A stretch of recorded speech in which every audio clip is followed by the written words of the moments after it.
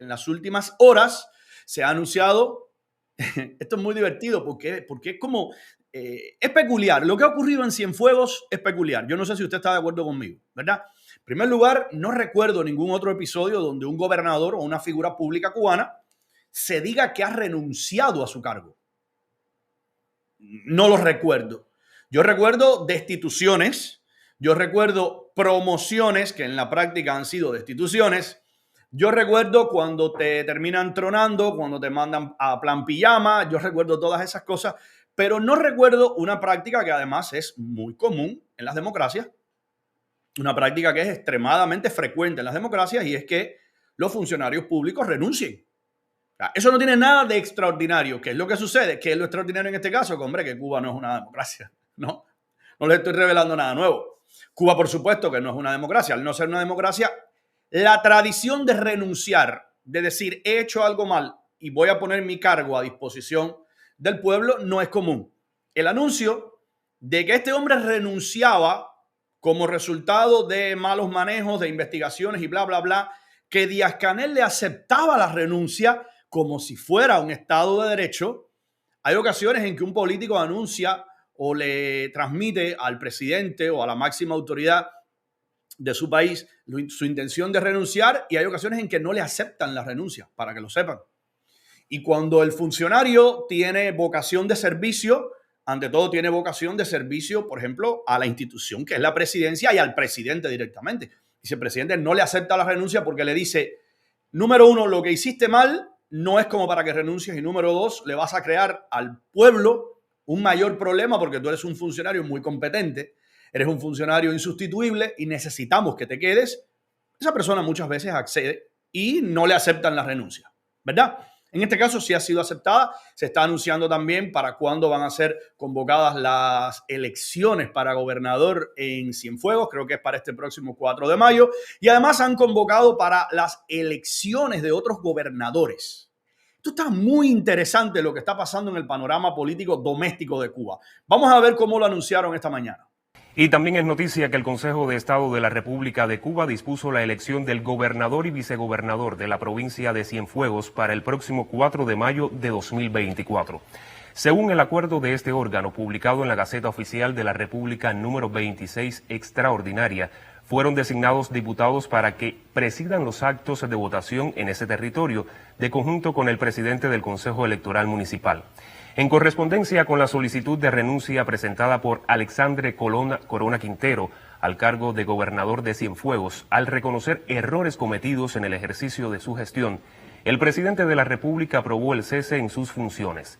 Yolexis Rodríguez Armada, vicegobernadora provincial, asumirá el cargo hasta tanto se realice la elección de un nuevo gobernador. El propio día 4 de mayo de 2024, a las 9 ante meridiano, se celebrará también la elección de los gobernadores y vicegobernadores en las provincias de Matanzas, Villa Clara y Santiago de Cuba, según dispuso previamente el Consejo de Estado. A ver, nadie se engaña aquí, nadie es tonto. En primer lugar, yo no creo que exista nadie con un mínimo de sensatez en su cabeza que crea, número uno, que estas elecciones tienen algún sentido y número dos, que van a resolver algo. ¿No? O sea, que van a cambiar algo en el panorama cubano. Por favor, o sea, quitar a uno, poner a otro. Es que quitar a Canel y poner a otro mientras siga rigiendo el Partido Comunista y sea la fuerza máxima por encima de la Constitución, lo recuerdan, ¿verdad? O sea, el Partido Comunista es el rector de todo. Sigan vivos todos esos dinosaurios que todavía subsisten, el Ramiro Valdés, el Machado Ventura, el Raúl Castro, por supuesto, el Esteban Lazo, unos más, unos menos, Leopoldo Sintra Frías, el otro. Mientras esos sigan ahí, por supuesto que nada se va a mover. Absolutamente nada. Dicho esto, es peculiar porque puede tener sencillamente la intención de modernizar un mecanismo y dar a entender, esto puede ser una estrategia sencillamente de política exterior.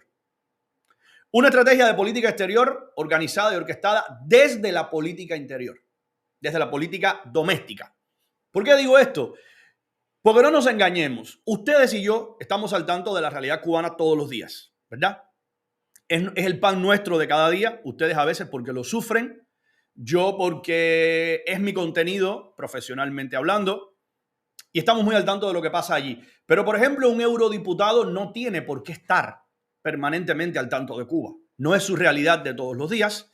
Europa tiene problemas mucho más acuciantes que Cuba, entre otros, por supuesto, la invasión de Vladimir Putin a Ucrania, que, por cierto, permítame hacer un paréntesis de segundos apenas. Comencé a ver anoche 20 días en Mariupol.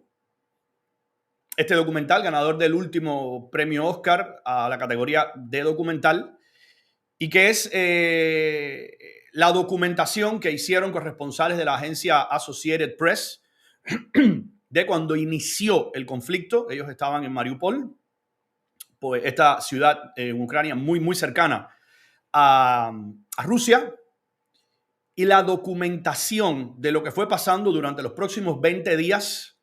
Para que tenga idea, terminé nervioso. Cuando paré de verlo, lo paré a la mitad y yo estaba nervioso. Yo me di cuenta que yo estaba alterado. Era tarde en la noche y dije, esto no voy a poder terminar de verlo. Y lo voy a terminar mañana porque me está alterando demasiado. Porque, y les adelanto, el que avisa no es traidor.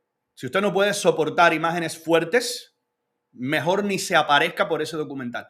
Porque lo que va a ver ahí, el horror de lo que usted va a ver ahí, sí, ahí están las imágenes de los niñitos. Ahí están las imágenes que no vemos en YouTube, que no vemos en Facebook porque no se pueden publicar. Ahí están. Y con la voz en off del camarógrafo documentalista diciendo, desde luego, decía él, obviously, this is hard to watch. Esto es duro de ver. And it must be hard to watch. Y debe ser difícil de ver. Cuando nosotros miramos a otra parte, cuando metemos la cabeza como el avestruz debajo, la situación no desaparece. Que tú no la quieras ver no significa que no está ocurriendo. Entonces, al menos yo elijo siempre saber lo que está ocurriendo. Pero le confieso, le digo, espantado. Así que los que quieran verlo, los que quieran saber la magnitud de lo que está ocurriendo, de lo que ha estado ocurriendo desde el inicio en Ucrania, vayan a 20 días en Mariupol, y los que crean que no pueden soportarlo, pues ni se porten por ahí, porque ahí están las imágenes, repito, que no se pueden publicar en prácticamente ninguna otra parte. Volviendo acá, un eurodiputado, un político de otra parte, de otra región del mundo, no tiene por qué estar al tanto de lo que sucede en Cuba. Entonces puede escuchar que hay gobernadores renunciando, que están destituyendo a fulano, a mengano, y por fulano y mengano, entiéndase, desde la primera secretaria del partido en Granma hasta el ministro de Economía. Entonces, muchos de esos eurodiputados, si estoy poniendo solo un ejemplo hipotético, puedes decir, ok, esto está encaminándose hacia un Estado de Derecho. Están dando pasos y están tomando medidas precisamente hacia la pluralidad de pensamiento, hacia descentralizar el mando político, la estructura, se están quitándose todo el herrumbre, ¿verdad? Y obviamente es un engaño, pero cuidado que esa puede ser perfectamente la intención. Vamos a seguir viendo. La elección está prevista, convocada por el Consejo de Estado para el 4 de mayo, pero previo a esta elección estaremos desarrollando mañana la prueba dinámica, donde intervendrán las 3 provincias, realizarán dinámica Matanzas, Villa Clara y Santiago de Cuba, pero servirá como un ejercicio práctico que estarán desarrollando todo, pero principalmente para la provincia de Cienfuegos, que se incorporó recientemente, que aún cuando tienen una preparación siempre es necesario prepararse. Estaremos mañana entonces en esa prueba dinámica, además de revisando todos los aseguramientos desde los municipios, asambleas municipales, pero también nuestros sistemas informáticos. Esta información que llega en tiempo real desde los municipios, en la misma medida en que se están desarrollando las asambleas, y llega hasta el Consejo a través de los sistemas informáticos. Decirte que como característica principal para que esta elección tenga validez, ahorita decía que tiene que estar más del 50%. De no contarse con esa asistencia, por tanto, el Consejo Electoral Municipal prevé otra fecha antes de los 7 días siguientes. Y de igual manera, para resultar electo gobernador, vicegobernador, tiene que alcanzar más de la mitad de los votos válidos emitidos. A mí me encantaría que esto se estuviera implementando de acuerdo a estándares en los cuales pudiéramos confiar. Fíjese que yo no le voy a mentir. El día, y atiéndame hoy, porque yo sé que algunos te guardan las frases para el día de mañana y después o te aplauden por tu coherencia o te recriminan en caso de que haya sido una veleta, ¿no? Lo cual me parece muy bien. Guárdeme esta frase para dentro de 2 años, dentro de 4, dentro de 10. No sé dónde estaré, pero créame que me gustaría que recordaran esto que voy a decir. En el momento en el que yo comience a ver cambios reales, medidas que verdaderamente puedan tener un impacto en la democratización del país, yo no voy a tener temor de decirlo. A mí nadie va a venir a acusarme de comunista ni de un carajo por decir, ok, yo no sé si es Canel, yo no sé si es... recuerden algo en lo que yo he insistido mucho en este programa. Nosotros nunca vamos a saber lo que verdaderamente tenía en la cabeza un individuo como Miguel Díaz-Canel a la hora de concebir su forma de gobierno. Nunca lo vamos a saber. ¿Saben por qué? En primer lugar, porque ya el periodo en el cual él podía manejar la cosa de otra forma pasó hace mucho tiempo. Y en segundo lugar, porque gobernar sin gobierno, o sea, gobernar sin tener verdadero poder, es una farsa para la cual él se ha prestado. Faltaba más. Pero habría que ver por dónde habría conducido el país este señor en caso de que no hubieran existido Raúl Castro, Machado Ventura, Ramiro Valdés, el que lo manda a callar y demás, ¿no? Habría que ver.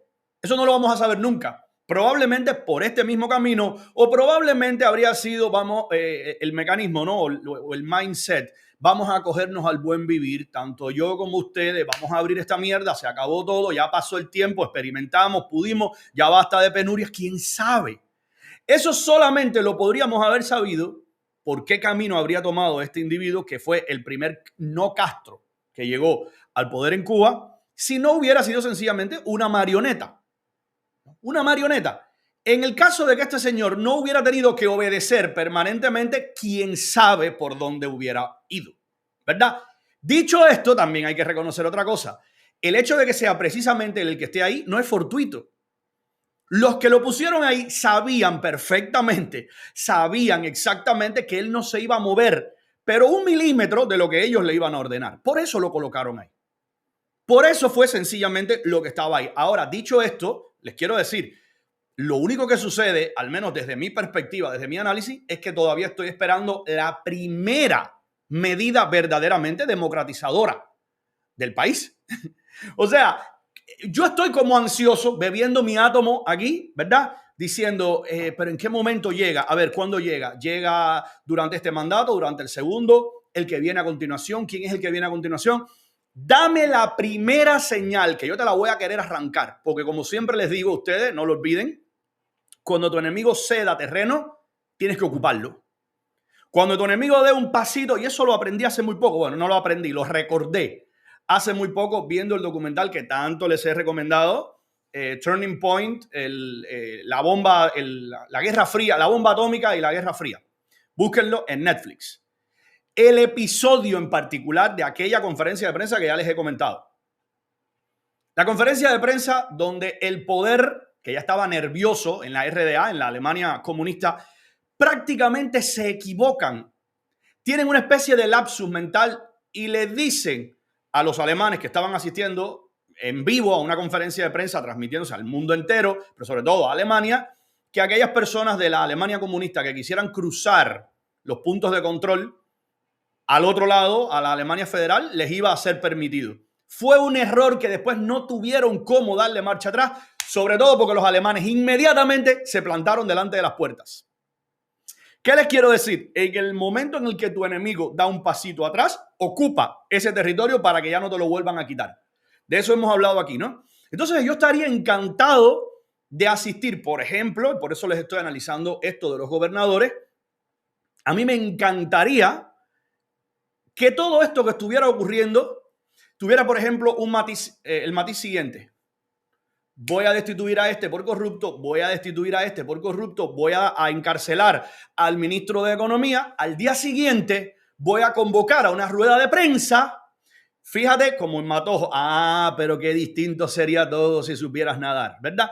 Vamos a convocar a una rueda de prensa donde vamos a desclasificar toda la investigación que nos ha llevado aquí. Y ustedes van a preguntar todo lo que quieran, como se hace en una rueda de prensa, en una conferencia de prensa, ¿verdad? Y también va a asistir la prensa de oposición, porque solamente la prensa obediente nacional o la prensa acreditada que sabe que solamente puede preguntar hasta determinado punto. No, eso es un chiste. No. Que asista todo el mundo, que pregunte todo lo que sea prensa lo que quiera y nosotros vamos a mostrar.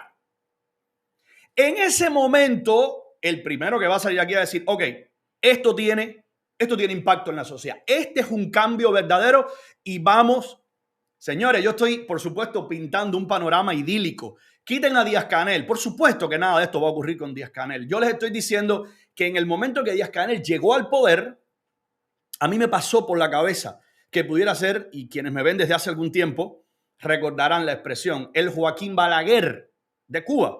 Porque Balaguer llegó al poder en República Dominicana como un testaferro o como un monigote del general Trujillo y terminó siendo el hombre que recondujo el camino, que fue sorteando el poder por aquí, el poder por acá, las influencias, asesinaron a Trujillo, aparecieron los hijos de Trujillo a querer controlar, se agarró al respaldo de los Estados Unidos y recondujo el país hacia la democracia. O sea, parecía inicialmente que era un títere y terminó siendo un hombre al cual la humanidad, por lo menos los dominicanos y muchos, yo incluido, le agradecen mucho. Podríamos citar también a Gorbachev, ¿eh? O sea, personas que desde dentro inicialmente tenían una conducta, un camino y después fueron reconduciendo la cosa en otra dirección. Eso podía haber ocurrido, les estoy hablando, cuando llegó al poder, no a estas alturas del partido. Entonces, en consecuencia, yo les estoy hablando de un escenario ideal donde Díaz-Canel o Pepito Pérez, sea el que sea, comience a tomar medidas que tú digas, ok, en ese momento, la labor de nosotros, en ese momento, la función mía desde este programa y desde todos ustedes que van a ser activistas va a ser ocupar ese terreno. Decirle al que tome esa medida, al que tome esa decisión radical, decirle, qué bueno, he estado en la oposición contra ti toda la vida, pero esta decisión es aceptada, ¿verdad? Y vamos a aprovecharla y vamos a echar mano para no volver a perderla nunca. Terreno que suelta tu enemigo, terreno que debes agarrar. ¿Es lo que está ocurriendo ahora mismo? Por supuesto que no. Mientras no haya observadores independientes, mientras no haya fiscalización independiente, están cocinándose en su salsa. Están sencillamente moviendo sus fichas para dar una apariencia de movimiento, para dar una apariencia de que el país está avanzando en otra dirección. Mucho cuidado que ellos están apostando a ese tipo de confusiones, ¿eh? Vamos a ver ahora, precisamente ya que he estado hablándoles tanto de Díaz-Canel, algunos de ustedes me están diciendo, ahora he mirado por arribita el chat y me están diciendo algunos de ustedes que les llegó tarde la notificación. No, llegó tarde, no, de milagro les ha llegado. Si no me dejaba siquiera anunciar el programa, imagínense ustedes. Pero insisto, para los que no vieron al principio, no es un problema mío. Varios otros youtubers, streamers, incluso de video games y todas esas cosas, estaban diciendo en X que hoy les había pasado eso con YouTube. En fin, vaya, mira, vamos a agradecer que estoy pudiendo hacer el programa y punto final. Vamos a ver, para que ustedes vean, yo les acabo de pintar un fresco, como tantas veces les digo, que sería bastante esperanzador y tenemos que estar preparados para ese momento. Oigan que se los estoy diciendo desde hoy, por eso les repito, mark my words, tenemos que estar preparados para el momento en el que nos llegue el insider. Tenemos que ser lo suficientemente sagaces y agudos para darnos cuenta cuándo podemos tener un aliado en lugar de un enemigo. Yo me estoy refiriendo a futuro, yo no me estoy refiriendo ahora ni al año que viene. Yo me estoy refiriendo al momento porque yo creo, al igual que usted, que esto algún día tendrá que cambiar, ¿no? Hágame el favor. Y aunque no me hago ilusiones, algo tendrá que cambiar, aunque yo sueñe canciones y otros prefieran callar. Diría mi querido amigo Carlos Varela en esa joya llamada El Niño, el Bosque... ¿Cómo es? No, el bosque es el lobo, el bosque y el hombre nuevo. El niño, los sueños y el reloj de arena. Hice un híbrido ahí con el cuento de Senel. Aunque no me hago ilusiones, algo tendrá que cambiar. Aunque yo sueñe canciones y otros prefieran callar, ¿no? Llegado ese momento, tenemos que tener la suficiente sagacidad como para decir, ok, sería bueno que nos diéramos cuenta de que eso que está implementándose ahora mismo es una medida radical y es una medida que puede tener impacto. ¿Cuál? Podríamos debatirlo ampliamente. Hay un larguísimo catálogo de opciones que podríamos tener a la hora de decir, ok, esta medida tiene verdadero impacto, ¿no? Por eso cuando aquellos que comenzaban a hablar, cuando Raúl Castro toma el poder y permite que los cubanos entren en un hotel y permite de repente que los paladares tengan más sillas, yo decía, más sillas, no más sillas, no plastilina. Yo decía, ¿de verdad esto a ti te parece que puede ser un cambio importante? ¿De verdad a ti te parece esto interesante o que puede ser reseñable? No, sencillamente este es el reacomodo. Este es el cambiar las piezas. Pero para el futuro tenemos que tener esa mentalidad. Tú nunca sabes quién te quiere ayudar. Hasta el momento en el que dices, coño, ¿cuánto más tenía yo que hacer para que te dieras cuenta de que yo te estaba haciendo una seña? ¿Cuánto más yo tenía que hacer? Te estaba haciéndote más señas que un catcher. Llegaste a una oficina pública y yo te estaba haciendo señas para que vinieras conmigo porque yo te iba a ayudar, porque el otro funcionario que estaba ahí era un HP y te iba a querer llevar contra la pared, yo te iba a hacer tu trámite rápido, pero no captaste la seña, ¿verdad? Tenemos que captar la seña para el día de mañana. Porque yo creo que eso va a ocurrir eventualmente. Yo creo que es así como va a ocurrir. Que nadie crea que va a llegar el día de mañana un salvador, un Mesías que va a llegar al poder tranquilamente en Cuba, porque lo ha puesto ahí el Partido Comunista, porque el Comité Central aprobó su promoción y demás, y un buen día va a llegar y va a decir, arriba, se jodió esto, democracia para Cuba, capitalismo, vamos a permitir el pluripartidismo. Eso no va a ocurrir así, eso no funciona así, eso es solamente una ensoñación.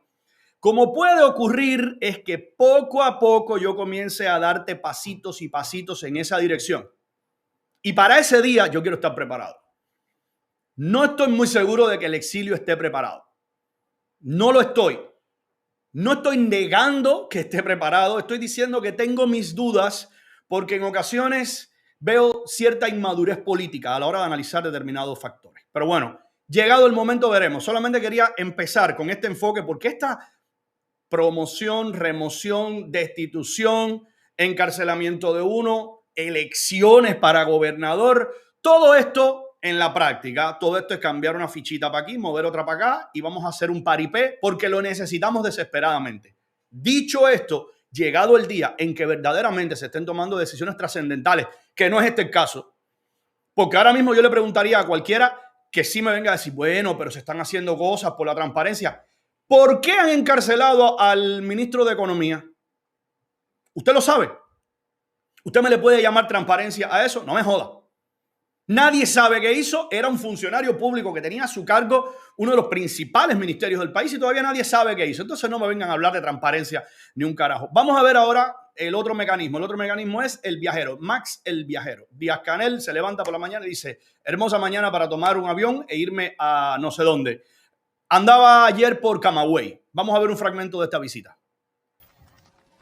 Cientos de pobladores del municipio camagüeyano de Florida le dieron la bienvenida al presidente de la República, Miguel Díaz-Canel Bermúdez, a su llegada justo al mediodía de este jueves al centro urbano de este importante territorio.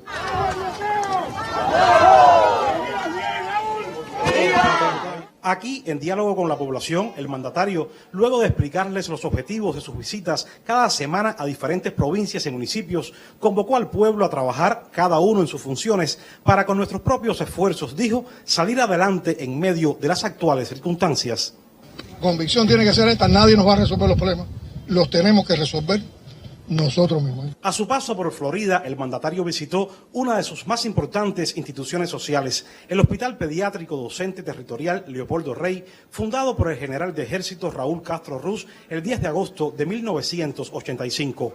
Con 54 camas y un servicio médico de excelencia, los profesionales concentran sus esfuerzos en bajar la tasa de mortalidad infantil del municipio, la cual el pasado año cerró con 8 por cada 1000 nacidos vivos, una cifra elevada y que urge de crezca tanto en Florida como en todo Camagüey. ¿Cuáles retos en la actualidad son producir en su fábrica de sorbitol este derivado de la glucosa utilizado en la producción de medicamentos tanto para la industria nacional como para la exportación e incrementar las áreas para el cultivo de la caña? Vamos a crecer este año y sembrar 498 hectáreas de caña, que nos incrementan alrededor de 9.000 toneladas para el próximo año. Y el año que viene debemos duplicar la producción de siembra. El presidente reconoció el trabajo de su director, el cual está laborando, dijo, con una proyección estratégica y pensamiento, y todo ello se revierte en la recuperación de la entidad y en la vida de sus trabajadores. Y los trabajadores vienen respondiendo. Le estamos dando una atención bastante priorizada, bastante diferenciada, que no es la última, no es la que lleva, pues para eso tenemos que hacer más caña, para eso tenemos que hacer más alimentos. Están sintiendo transformaciones y están decididos. Ese es el mejor trabajo seguir. ideológico, que la gente vea que pueden aportar y aportando, le aportan al país, le aportan al territorio. Nosotros estamos también haciendo mejora la vida de ellos. Igualmente, el jefe de Estado recorrió la empacadora del territorio, Esta imagen yo se las quería poner a ustedes. Yo no podía escapar de la tentación de ponerle a Canel embarazado. Podemos darnos cuenta, ahí tiene, si estuviera en Estados Unidos sería un problema porque, bueno, en unos estados podría abortar antes de determinado número de semanas, en otro estado no podría, en fin. Pero bueno, ahí lo vemos embarazado y con la pañoletica verde en la cabeza. ¡Qué bonito! la cual, a pesar de las limitaciones de materias primas, busca alternativa para que no se detengan sus líneas de producción. Estamos ahora en el encadenamiento productivo con las MIPYME. Le hacemos los productos aquí, le cobramos la mano de obra. ¿Y ahora qué están produciendo? Ahora estamos haciendo mortadella de canasta básica. El gran desafío está en la materia prima. Ejemplos de lo que se transforma en Florida, un territorio con muchas potencialidades para su desarrollo, al igual que todo Camagüey, pero para ello se requiere de talento, de buena gestión y también del trabajo de todos.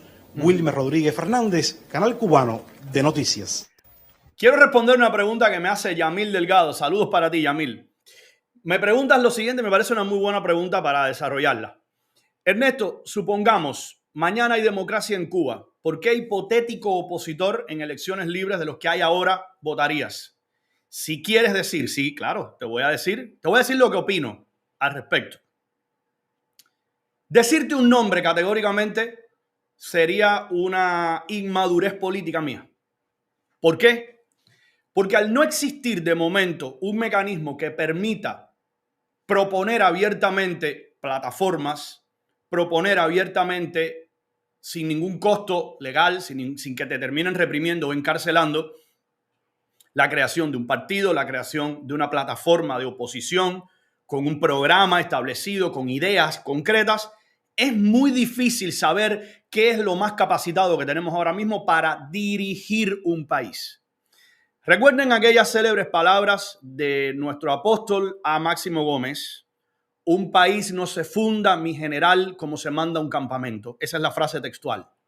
O sea, una cosa es tener, por ejemplo, poniéndolo en términos muy claros, tener cojones, tener coraje, pelear como estaban peleando en la guerra Máximo Gómez, como estaba peleando en la guerra Antonio Maceo, como estaba peleando en la guerra Flor Crombet, como peleó en la guerra Guillermo Moncada. Y otra cosa era tener mentalidad de estadista. Otra cosa es, concebir cómo se gobierna un país. Por eso José Martí miró inmediatamente a don Tomás Estrada Palma y se refirió como un estadista. O sea, este es un hombre que tiene la suficiente educación, la suficiente inteligencia, el suficiente mundo, que era un hombre viajado, había conocido además las grandes experiencias de este mundo. Es muy diferente ser un guerrero que ser un estadista. Le respondo esto directamente porque, por ejemplo, y no quisiera que nadie se me pusiera bravo o brava por esto que voy a decir, espero que entiendan la honestidad. Tengo un poco de alergia, por eso me ven tocándome la nariz. No se me están saliendo los mocos ni nada de eso, pero desde ayer estoy como un poco de alergia. No sé si es que está cambiando el clima o algo así. José Daniel Ferrer es un hombre al cual admiro profundamente, pero no es un hombre que yo visualizo como un presidente de Cuba. De una Cuba democrática, quiero decir. No me vayan a poner la disyuntiva entre votar en unas hipotéticas elecciones entre José Daniel Ferrer y Díaz-Canel, porque es que ahí no tengo nada que discutir, ¿no? O sea, si me lo pones tan fácil es bastante obvio, ¿no? Yo estoy hablando de varias opciones, ¿no? Estamos hablando de una elección democrática, que creo que ese es el ejemplo que me acaba de poner Yamil Delgado. O sea, es un hombre muy corajudo, por ejemplo, en el caso de José Daniel, Oscar Elías Bisset, del cual hemos dejado de saber, por ejemplo, pero fue un hombre, lo que conozco de él, ¿no? Me despierta mucha admiración.